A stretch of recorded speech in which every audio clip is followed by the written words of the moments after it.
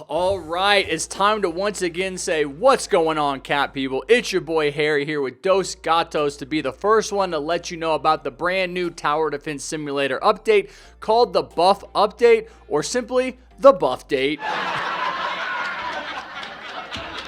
Now, even though this update came out 2 days ago, I haven't looked at it at all. All I know about it is what the TDS Roblox page says, which is that 5 towers got buffed, the Rocketeer and the Mortar, the buffed Electroshocker, which is a weird one to buff, but okay, along with the buff Pursuit and the buff Golden Soldier. Now, the one I'm most excited about seeing in action here is the Pursuit, because it was already a pretty decent late game tower. I feel like they can't really buff it very much because of that fact, so I am interested in seeing what exactly they changed. And of course, we're getting a buff for the one tower that absolutely needed it more than any other tower, the Golden Soldier. Now I'm wondering if I'm gonna have to move it from last place on my Golden Tower ranking list to like in the top 3. Let's go ahead and look at those stats and find out. So here I am over on the TDS wiki page. Let me go ahead and open up all these towers so we can compare the old stats with the new ones.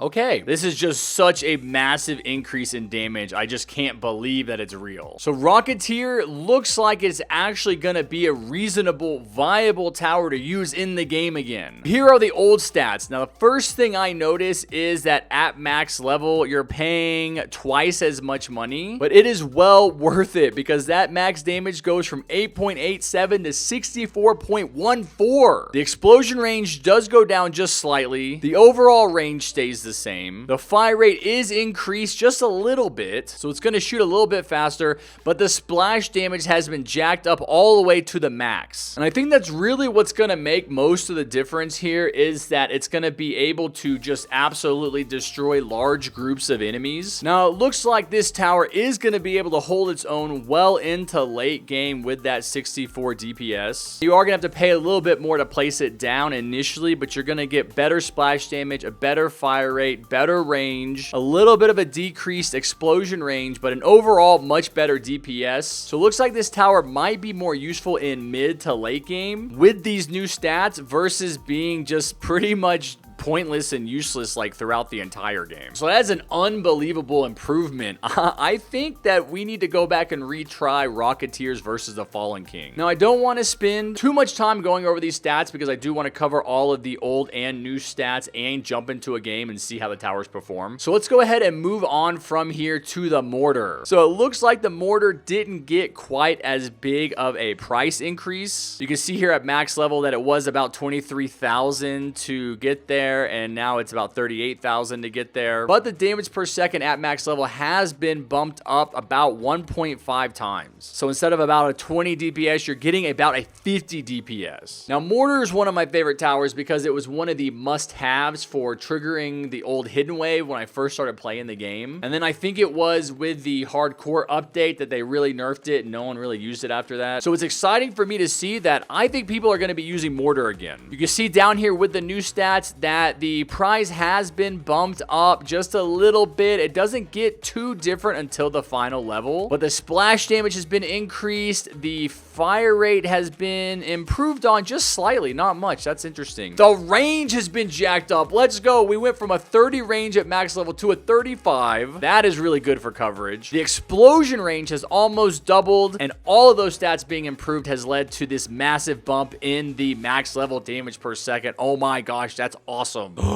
What if they're improving the Mortar stats because they're getting ready to reintroduce Hidden Wave again? I did predict that they were going to bring Hidden Wave back for one of these updates. Like, they're going to do a Hidden Wave update. Why did I think that? Wasn't it because, like, the boss from the Christmas events was, like, the dude with, like, the purple numbers all over him? I totally forgot about that. We never found out what happened to that guy. That could have something to do with bringing back the really good DPS and the really good range of the Mortar. I don't know. know. That's just a hypothesis. Okay.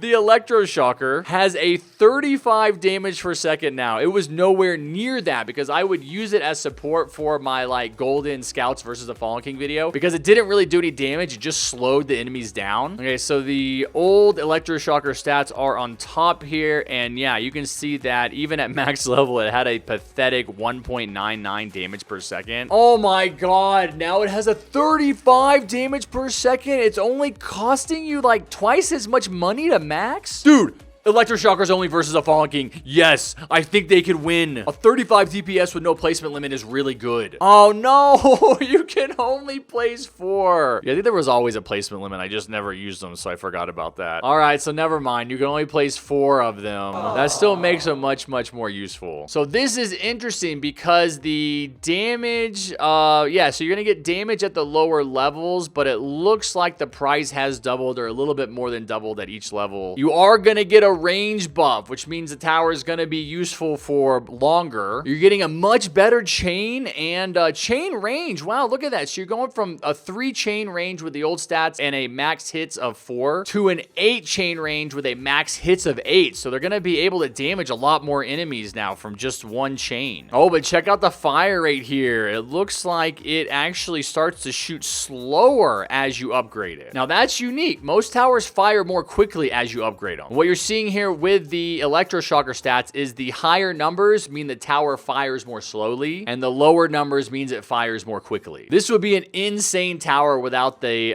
placement limit. Okay, so let's go ahead and move on to the pursuit. Okay, wow, I had to go over here to the ranger and look at something, but the pursuit at max level is now more expensive than the ranger. You see the ranger here is 43,000 to max. The pursuit is now 45,000. Let's compare the old stats to the new stats to see what exactly has changed here. So it is going to be much more expensive to get to any of the levels. It goes from a $1,000 placement price to a $3,000 placement price, but you do start getting more damage out of it right away. You start getting a better fire rate. I mean, the DPS is just massive. It's already about a 20 on level 0, whereas before it was a 3.25. Here's what I want to know. Does it get hidden detection any sooner? Because you used to have to be max level. Yeah, so it looks like it gets hidden detection on level 3 now. And we still have flying detection on level 0, and we get lead penetration on level 1. It used to be level 2 for lead penetration, but only from splash damage. I could make it better for hardcore. All right, let's look at these max level stats to see what we're working with.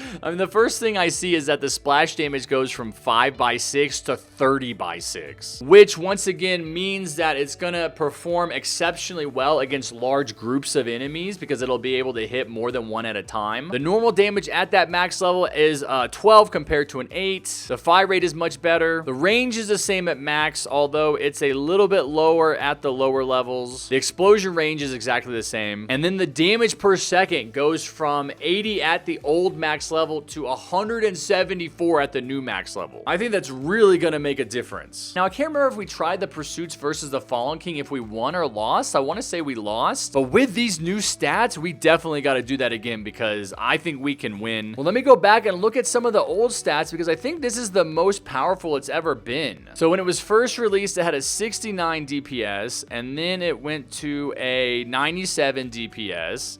And then it went to, yeah, 97 again at that max level DPS. And then it was at 67.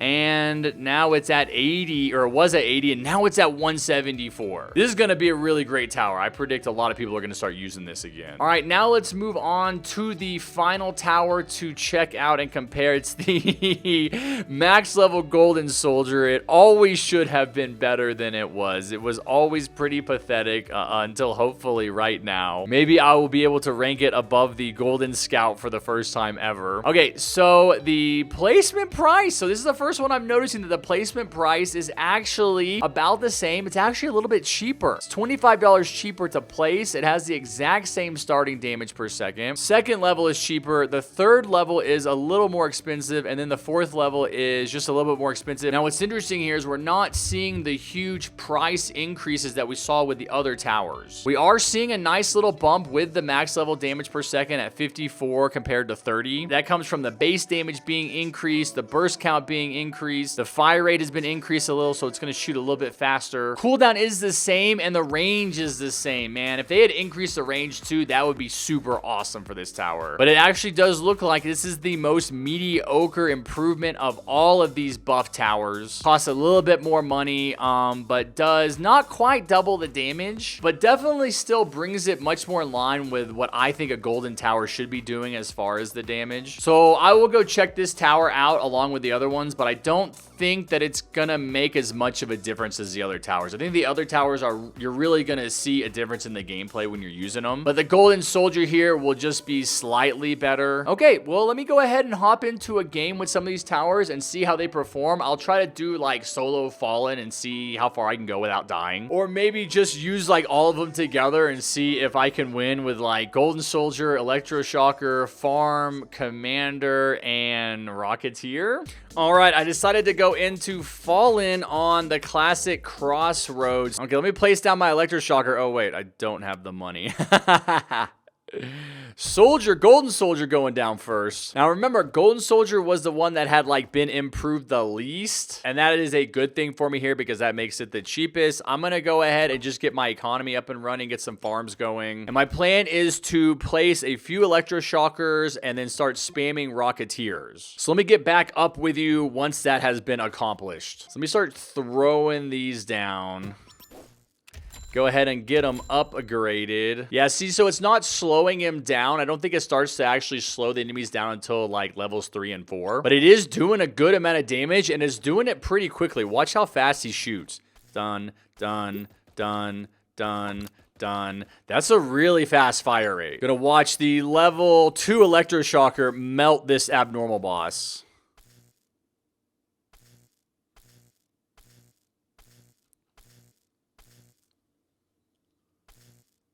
This has just turned into a really good damage tower. Upgrading it to level 3 for 3,000. And then I got to upgrade it one more time for 5,000 for it to actually start stunning the enemies. All right, here is the level 4 electroshocker. Dude, look at that range. This doesn't even have the DJ range buff. And now the electroshocker is going to be firing a little more slowly, but it is going to be stopping the enemies. He just melted those abnormal bosses. Holy cow. I'm going to upgrade both of these soldiers. So 2 of them at level 3 can melt the shadows on wave 15 of Fallen. Now, the thing that I'm really interested to see here is how well the Rocketeer does. That'll probably be the last one I start placing, just because it is the most expensive one to place down at the base level. I don't think I need to upgrade to anything crazy until like wave 20 when the Fallens show up. The Electroshocker should freeze the Fallens in place pretty much. You know what's so crazy about him is that he's doing a lot of damage with each one of those shocks. So it's not like he's just slowing them down. He's doing a bunch of damage as well. I mean, what was the max level damage? Wasn't it like 35? So I think at level 4 where he's at now, I think he's doing like 20 to each of the enemies as he hits them. I'm about to start spamming Rocketeers all up in this middle area. I'm going to see how fast his health starts going down because he is a bigger enemy, so he is affected less by the stun of certain towers like the Electroshocker or the Freezer. But just these 2 level 3 soldiers and the level 4 Electroshocker have really taken away almost all his health.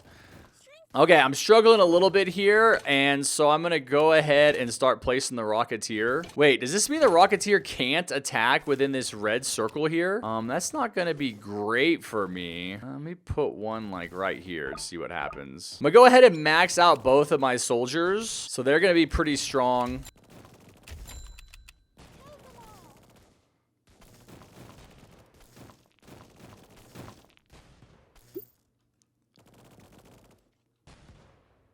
Yo, let's go! The Rocketeer has hidden detection! Oh, dude, just melted that guy. Why do my towers have horse heads? I was not aware this is what I was signing up for. I want people on my team, not some Minotaur freaks. So Rocketeer is really gonna slay here when it comes to damaging these large groups of enemies that are up here on the front line.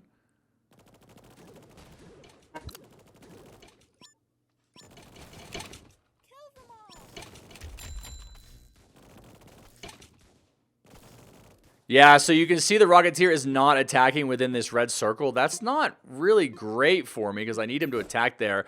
I'm going to have to possibly start placing him like over on this side, so that the commanders can still hit him. He's going to do a good job of attacking right up here on the front, right on this backside, but all along here, he's not going to really do anything, which isn't great. I mean, we're doing a great job with just the 2 max level golden soldiers. Let me go ahead and max out the electroshocker. Heck yeah. That's really going to start doing some damage and slowing people down. Amazing. And then I got the Rocketeer. I can go ahead and max him out too. Let's do that. So he's going to have a good amount of area to attack up there, but at least for this map, not good to be putting in the middle. Let me place him right here and see how far his range is. I think he's really going to benefit from the DJ range boost because it'll extend this range here. I can max him out in a second, but it isn't really going to buff this too much. He might be able to reach back here. He's not going to be able to reach on this backside at all from there. The problem with him being way over here is he doesn't get all the commander's fire rate buffs. I do have the tank coming up next wave, which I'm hoping the electroshocker slows him down.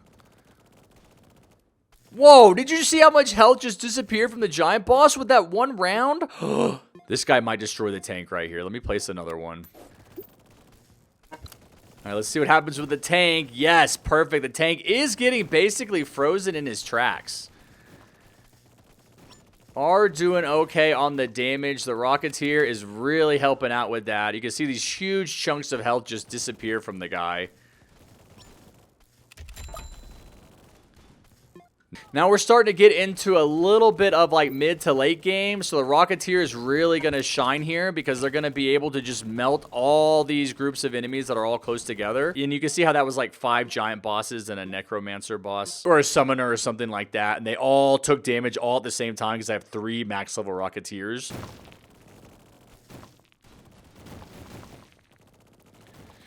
And now that tank's dead, this huge group here should go down pretty quickly. It's just so satisfying, like, hearing all the enemies die at once. You can watch these giant bosses get slowed from the electroshockers, and then the Rocketeers just finish them off. At this point on these last few waves, I should be seeing most of the enemies dying right in this area as they bunch up there. The tank is getting a little further than I would like. He does get outside the range of this group of Rocketeers over here, and so he's probably going to start dying at this point. But I need to go ahead and spam the rest of my soldiers. Now let's see how well we do to the big groups of enemies that are coming in here at the front. This should be like my strongest point for the Rocketeers.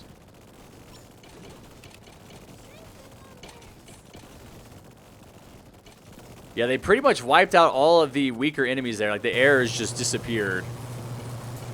Oh boy, this isn't good. He's going to stun all of my towers here in the middle. One of the necromancer bosses got through with like 2,000 health.